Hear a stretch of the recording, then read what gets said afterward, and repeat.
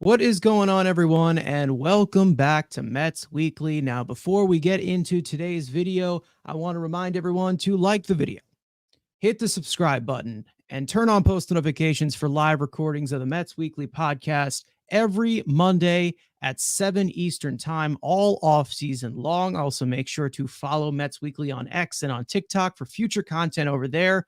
Follow all co-hosts individually. The links are in the description. So without further ado, let's get into today's video. Now, before we do get deep into the offseason about who the Mets should sign, who they should trade for, there still is a good amount of internal decisions to be made. And if you guys did not catch our latest episode of the podcast, we did do a buy or sell version with Mets pending free agents. So you guys can go check that out if you have not already. But there are some decisions that do need to be made with non-free agents as well. Some of them are salary dumps, some of them are non-tender candidates, and some of them just make a lot more sense to move on from for the greater good of the team going forward into 2025. And coming into an off season where the Mets do have a lot of money coming off the books, and money should never be a discussion point with this front office, obviously with the new ownership, but it always helps that there is some dead money that you could potentially move out, either, like we said, non-tender,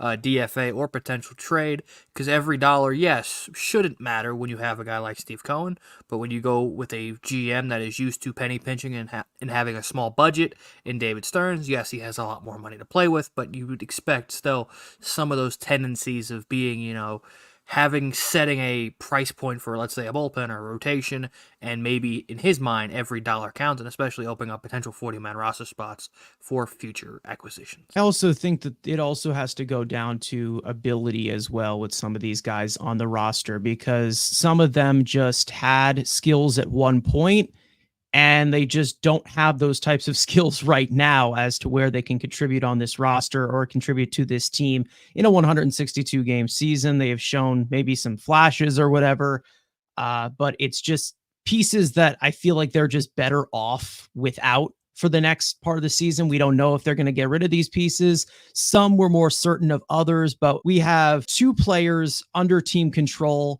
and we have two players that are on veteran contracts. You can probably guess as to see maybe who we are kind of singling out here, because we do have a lot of free agents coming off the books. So it's definitely narrowing down as to what the 40-man roster looks like.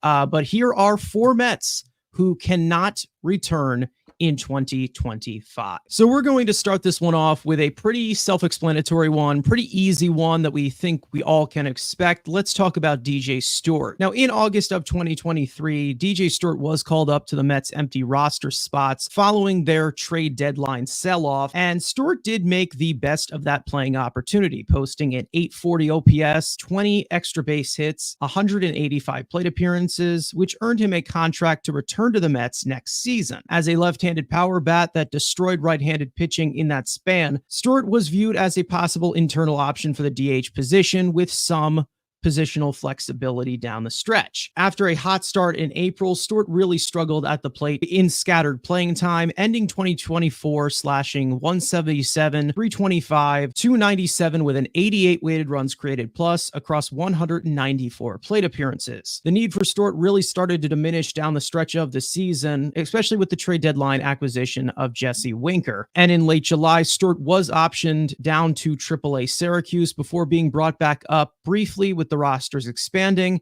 and he was re-optioned once again in mid-September. Stewart will now be entering a 31-year-old season projected to make $1.75 million in arbitration too for the 2025 season. Now, this one I feel like is the most straightforward, and I do believe that when it's all said and done, DJ Stewart will not be coming back next season. I think he is one of the top non-tender candidates. But when it's $1.75 million for someone who most likely will start in AAA next season with the possible upgrades they can make to this roster in the offseason, I think that it's better off to just non-tender him before anything gets started in spring. We talk about the post deadline of DJ Stewart, those great 2 months that everyone was saying, oh, this was a great find, and this is a guy potentially, maybe, like we said, had an opportunity to compete for the DH position, especially as a left-handed bat. Cinderella struck midnight and you saw him just go back to being a fourth, fifth outfielder, and especially a guy who's not great defensively. $1.7 million to a guy who,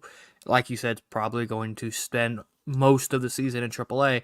And we've seen David Stearns, especially this past season, be very aggressive in adding those veteran outfielders. It was JBJ, Trace Thompson. Obviously, if we would makes jokes, especially internally. You've got guys like Luke Ritter, obviously Drew Gilbert coming in that outfield utility, outfield position. There's a lot of internal depth, and you saw Stearns definitely very aggressive.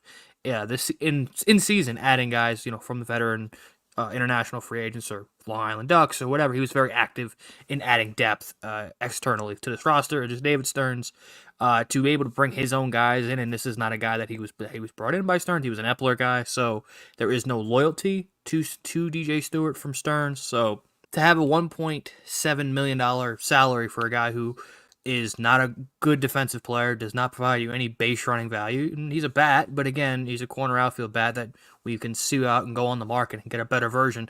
Even if it's just bringing Jesse Winker back, like you said, once Winker got here, you would never saw DJ Stewart again. There's external free agents that could fill that void. And hell, again, the internal depth of outfielders is solid. Is it amazing? No, but you're seeing them start to develop some outfielders in the AA to AAA level that can get those opportunities compared to a guy who's just going to be, again, a clear-cut non-tender candidate. Can he come back? Sure. If he's non-tender, maybe you bring him back at League Min.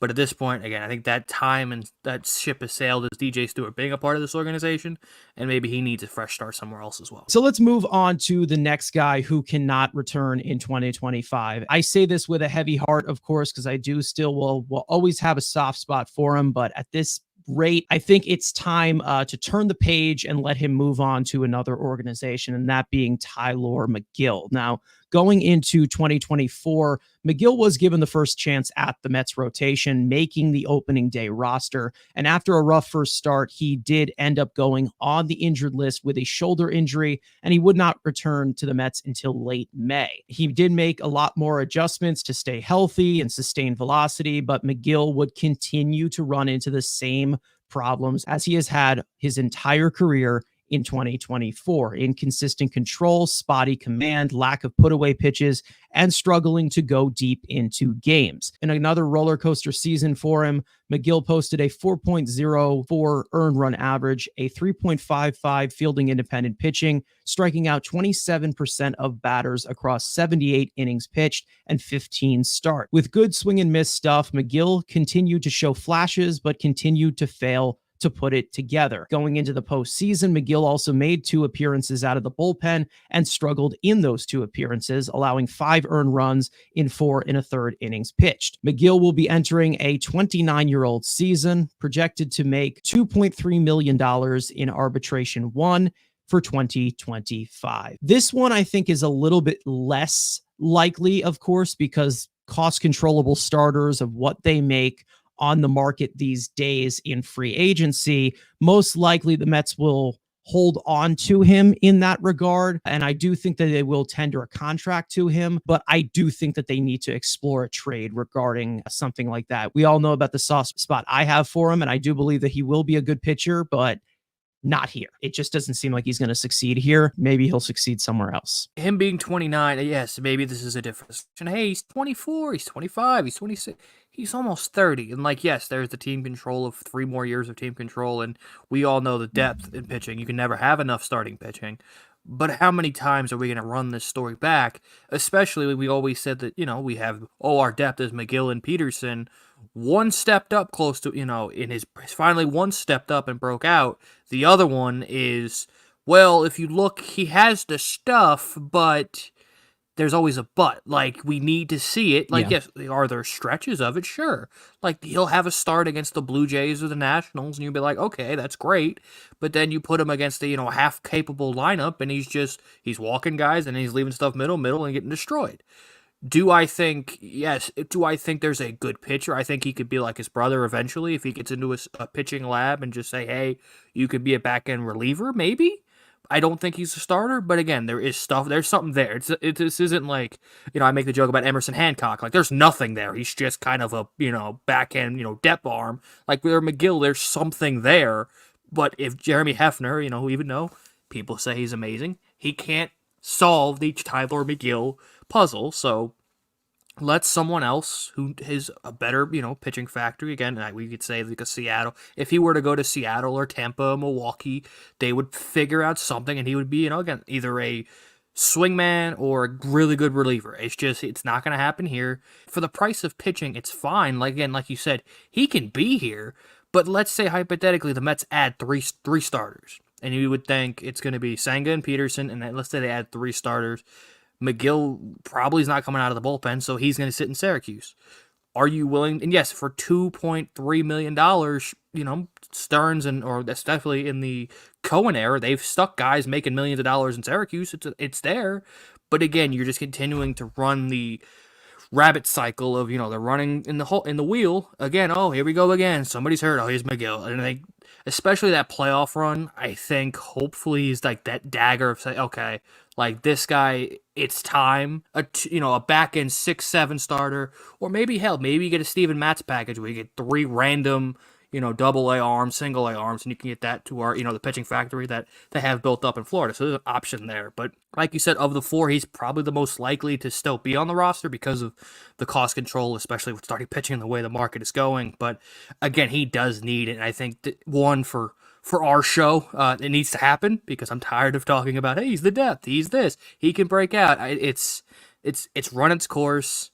We appreciate some moments, but I think it is time that, both sides need a fresh start. So that brings us to the third guy on this list, and I think everybody figured that he would be on here because it's pretty self-explanatory as to what we have been seeing these past two seasons, that being Starling Marte. Now, he is 3 years now complete into a 4-year, $78 million contract, fully guaranteed, that he signed with the Mets years ago, and it has been a rough go of it since his 2023 All-Star selection season in 2022. He has undergone double groin surgery after the 2022 season, suffered multiple lower body injuries in 2023, and he missed a majority of 2024 with a right knee bone bruise. With the recent physical wear down in his mid-30s, Marte's best assets as an all-around player have severely diminished. In 2024, Marte slashed 269, 327, 388 with a 104 weighted runs created plus across 370 plate appearances, and although his bat was statistically a plus, Marte's last home run was on June of the 12th before his injury, with just 6 extra base hits in that span for the remainder of the season. In addition to that, his overall athleticism has taken a massive drop, landing in the 43rd percentile in sprint speed, and his outfield jump was also at a career low in 2024. His defense has also been just as awful. He has been statistically one of the worst outfield defenders in all of baseball, with a -8 outs above average and a -10.1 defensive run value across 680.1 innings logged in right field in 2024. Entering a 36-year-old season, Marte will be owed almost $20 million in 2025, which will be the final year of his 4-year contract. At this point, the Mets have given him $78 million guaranteed. He is making almost $20 million.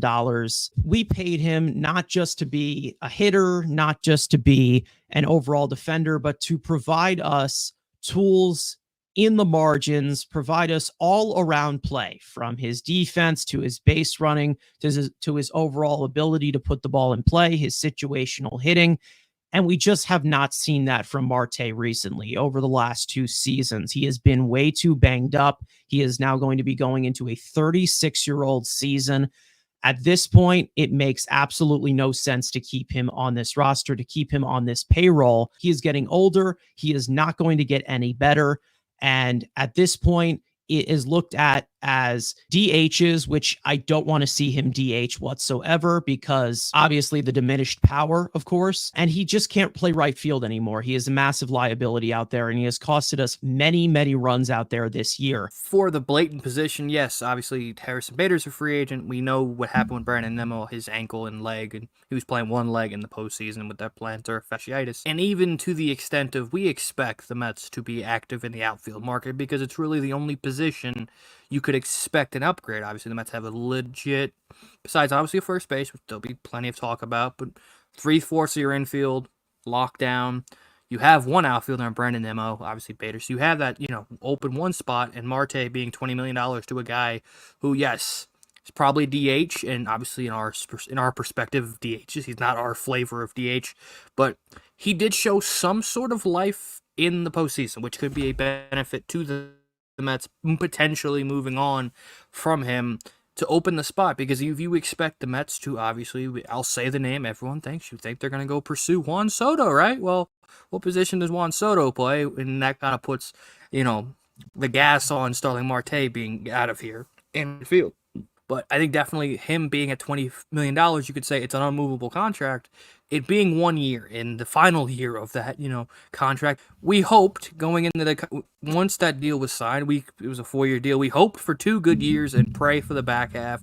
It obviously started in that second year. The fact that, again, like I said, he was productive, and maybe that can have someone take a bite. Who needs an outfielder? There's plenty of teams I can think about who could use an outfielder / veteran presence in that lineup. And the fact that the outfield market last year was a very interesting one. We had guys like obviously Bader and Kiermaier who are center fielders making that. Hunter Renfroe making close to 7, McCutchen making close to 7. So let's say hypothetically, and I think you could make an argument, I don't know if it's a great one, but you could say that Starling Marte is better than Hunter Renfroe. And yet maybe you can make him McCutchen. I know McCutchen's more of a platoon bat at this point in his career as that DH, but there is an argument, it's, not the greatest, but you can make the argument that he's better. So let's say you eat half, someone maybe takes a risk at $10 million for a corner outfielder / DH, a younger team that needs that veteran experience that say, hey, you know what? We're a couple years, we just need that veteran presence in a locker room. And Starling Marte, from all perspective, we haven't heard anything bad about him as a clubhouse leader. That could fit for a younger team. And for $10 million, you free up that, you can go out and spend externally. And then and it's not like Steve Cohen hasn't done this before. He did it with worse players, obviously, in the James McCann situation where he just ate the whole damn deal just to get rid of him with multiple years. The fact that it is just 1 year, teams are going to be very interesting. And there are ideas that, will be floated around in future videos of potential landing spots and contracts potentially of the last 2 guys who are going to be the veterans. He's definitely the easier of the 2 to move. I said this on the last live show when we were discussing the pending UFAs. Even if Starling Marte is here, and yes, we want to potentially see Drew Gilbert at times this year, Starling Marte's health will provide that ability. And Drew Gilbert being another question mark, maybe he's in that center field discussion, maybe he is that center fielder. But again, if Marte is still here, which I think he is movable, I don't think it's going to be the easiest thing. I don't think you're going to get the return. Might piss off some Mets fans because of some certain ideas that have been flown around. Mets fans aren't going to love it, but it's just kind of, it's a net negative for this roster. And if they can try to find a way to turn anything, even if it's just an arm, that, maybe you can just cut and move on, it might be best for the roster flexibility and financially. You're just not getting the bang for your buck anymore of what you saw, because obviously we knew that the health was going to be a concern, but when he has been healthy, it just has been a diminished piece of value. He has not really displayed any power, has not really gotten that many extra base hits this season, and he did not do it last season either, which was one of the worst we've ever seen of his career. He just hasn't been healthy. And if you're going to pay $20 million for a guy to play 80 games every single year, only give you basically just contact hitting, awful defense, not really going to run the bases as hard as he usually does with the speed he's supposed to have, but he's now 36 years old. It makes absolutely no sense to keep this guy on the roster when you're trying to pay him for what he's doing. And I think that it makes sense for them to cover half or maybe even more than half with the financial flexibility that they do have to, get something in return for him, or just kind of just offload him the way that they offloaded James McCann or offloaded somebody else's contract with just 1 year left on it. I do want to see a lot of our young guys play. I know that Drew Gilbert at somehow, some way is going to make an impact on this roster, but just to have this type of black hole of $20 million on here for absolutely no reason. One of our co-hosts, Frank, got really upset in this offseason as to why we signed Harrison Bader over somebody like Teoscar Hernandez. This guy is the main reason as to why, because he was stinking up $20 million on their luxury tax threshold. And yes, even though you have all the money more than Jesus with Steve Cohen right now, it's not sustainable to keep that amount of guys on here making that much, because it's not just $20 million.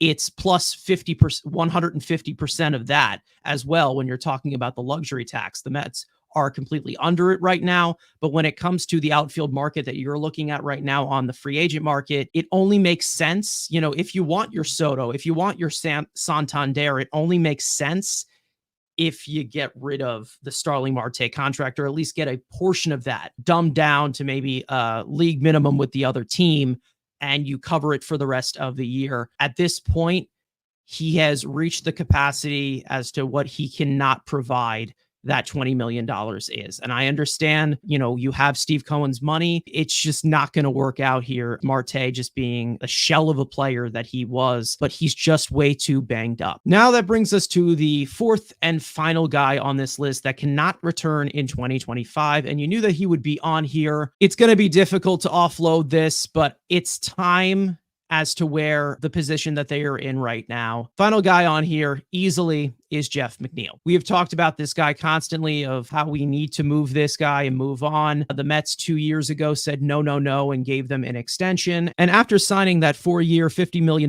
contract, after a batting title in 2022, McNeil has declined in overall production over the past 2 seasons. Since 2023, McNeil has slashed 257, 323, 381 with a 99 weighted runs created plus across 1,120 plate appearances.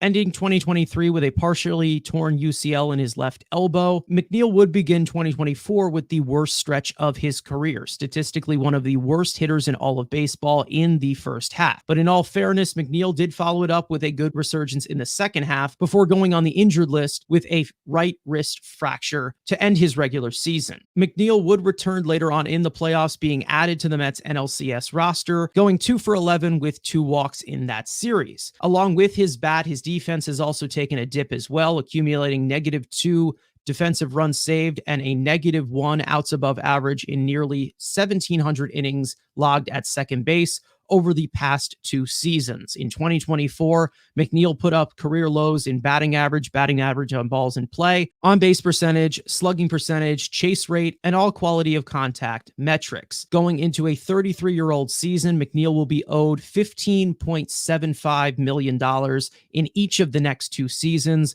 with a $15.75 million club option for 2027. We have talked about Jeff McNeil and his possible departure from this team religiously, possibly for the last 2-3 years. At this point, it is time to move on from a friendly face to this franchise for a long time. Similar to Marte, I guess different in the internal perspective.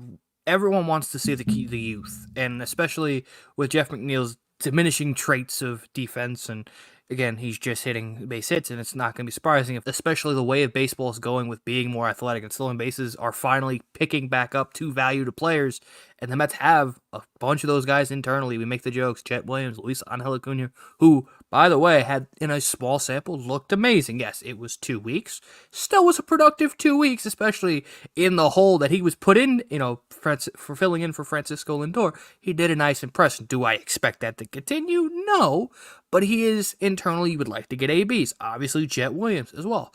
Oh yeah, Ronnie Mauricio. Let's say Pete Alonso is still here. You're not moving Vientos to first. That doesn't open up third base for Ronnie Mauricio. So yes, I get he's taking slower to recovery, but he's still going to be wanting to play baseball, and he's more of the, the modern day, juggernaut, Ellie De La Cruz type giant middle infield that's going to hit the piss out of the ball. You'd like to see him get ABs, and for Jeff McNeil, yes, he's paid, and he's overpaid, especially for the market that is second base, and you saw him lose his job to a 34-year-old journeyman infielder. The contract's unmovable, and you're going to have to full-on James McCann it, where you're just paying everything to get rid of it, so at the point, it doesn't make sense to do that. I mean, yes, it would open the spot up, but again, we're just getting all of this dead money that was put on. Oh yeah, Billy Epler, still one more great nugget left. They finally get most of his mistakes off the books.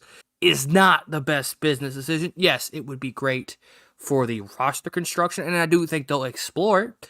I just think teams that would need the second baseman, like the Seattle Mariners, who I've linked to him 4 years, we even made the joke at the deadline that they even called for him, which, obviously warms my heart of potentially getting. You're not going to get anybody in Seattle of where could have potentially got 2 years ago, but nobody wants to listen to this rhinoceros. I still do think Seattle is a possibility just because of how much they struck out, and they are trying to change that approach of Yeah. just endless strikeouts.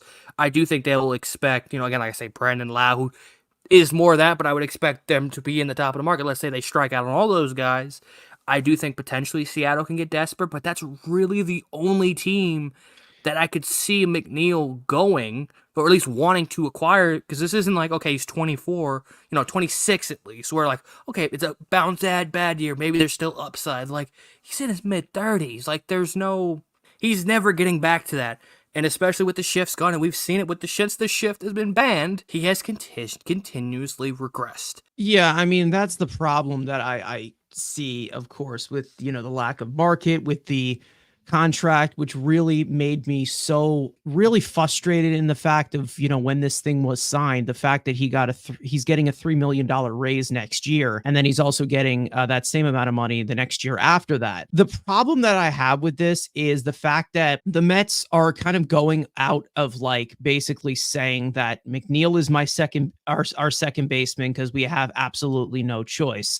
And I think that they do have a choice in the matter where they have other guys who are a lot cheaper. You have Luis Angel Acuna, who I personally, with Ronnie Mauricio slowing down as much as he has since his surgery, I would prefer to give Luis Angel Acuna the chance to win that second base job. Jeff McNeil's not 28 anymore. He's 33 now. It's 5 years later. This isn't 2019 anymore when he was an all-star second baseman. He's a lot different of a player now. He's been banged up ever since. Now, when it comes to the overall versatility thing, he's a second baseman now. We haven't seen him play third in years. The main reason as to why Jeff McNeil played the outfield so much early on in his tenure is because the Mets refused to bring in any depth whatsoever. But now you have David Stearns, who actually realizes that outfield depth is important and you need defense up the middle. But when it comes to the outfield versatility or whatever, when it comes to McNeil, it doesn't exist anymore. And I think for some reason, nobody wants to accept that at this point. I feel like they all just see this batting champion, versatile second baseman that can play everywhere and, hustles and whatever and puts bat on ball. He's just not that guy anymore. He just isn't that guy anymore. Those who have said is like, oh, I still want him to contribute, and say, oh, well, let's just move him to the bench. Do you want to pay about $16 million to a guy just to come off the bench? It's tough that we have come down to that decision where it's like, okay, well, somebody that took his job, a 34-year-old Latin pop singer who is a journeyman infielder. We also had Acuna play very well at second base as well. He's blocking out a lot of possibilities that can definitely spring this team forward into this new school of athleticism and speed that Jeff McNeil just does not have. And I've talked about this many, many times of the second base position overall. You can literally and interchange this position at Walmart. They already did it this year. They gave a minor league contract to Jose Iglesias, and he outplayed Jeff McNeil this season. For him to just be a guy of, it's either he hits 300 or he's absolutely useless in all aspects of the game. And that's how I kind of look at Jeff McNeil going forward. And that's the frustrating piece of this, where you're just stuck in the middle of this, where who's going to take him?